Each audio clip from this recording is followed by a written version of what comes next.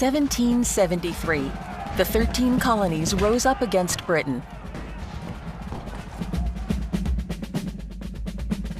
On the 4th of July, 1776, the Declaration of Independence was signed. The Continental Army, under the command of George Washington, had no gunpowder, no blankets, no rifles, and no uniforms. Washington said, "My soldiers lack everything needed for the war." The Congress of Philadelphia requested the help of Britain's enemies, sending Arthur Lee and John Jay to Spain, Benjamin Franklin to France, and John Adams to Netherlands. Spain and France immediately started to help Washington's army. From Paris, the Count of Aranda, the Spanish ambassador, approved in 1776 a secret consignment paid for jointly by the two countries, comprising cannons, mortars, bombs, bullets, rifles, and all kinds of supplies for the revolutionaries, which helped them to win their first victory over the British at the Battle of Saratoga in 1777. France no longer held possessions in North America. It had lost Canada, and after the 7 Years' War, had ceded Louisiana to Spain.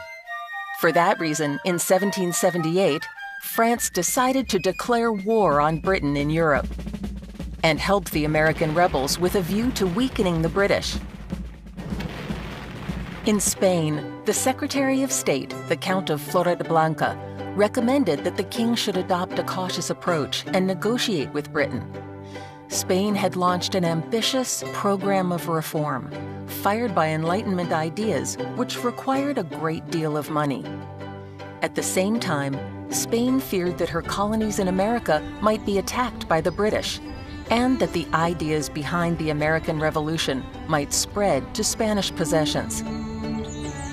After meeting Franklin, the Count of Aranda recommended an alliance with France to help the American rebels and undermine British power.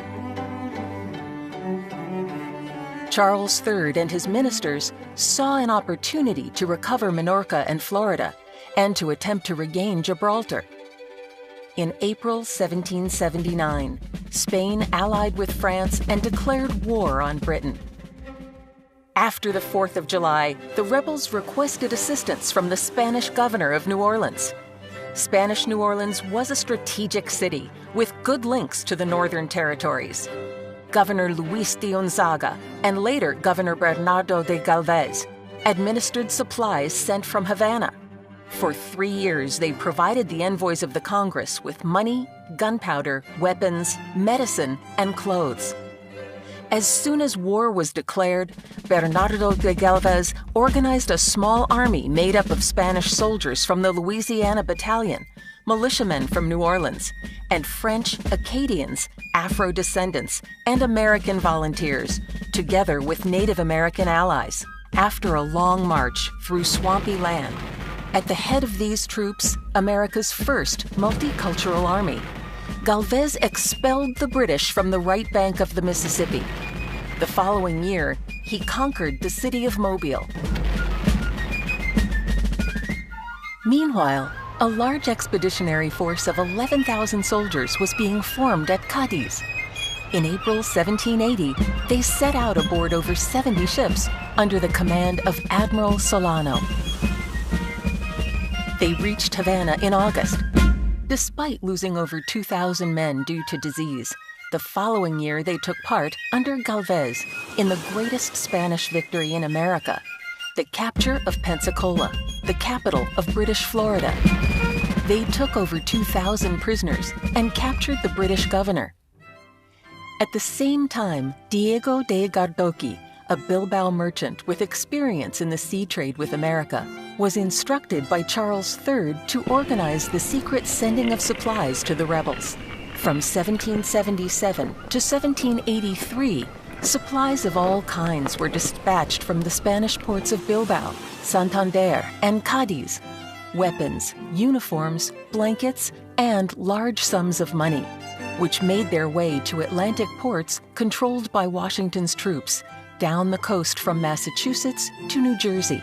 In collaboration with France, Spain also sent supplies from French ports. In August 1781, Galvez and Francisco de Saavedra, the king's envoy to America, met the commander of the French fleet, Admiral Grasse, to hand over one of the most significant consignments of aid, 1 million pesos for the French and American troops which were besieging Yorktown. Their victory in September of that year brought an end to the war. Until recently, this story was very little known.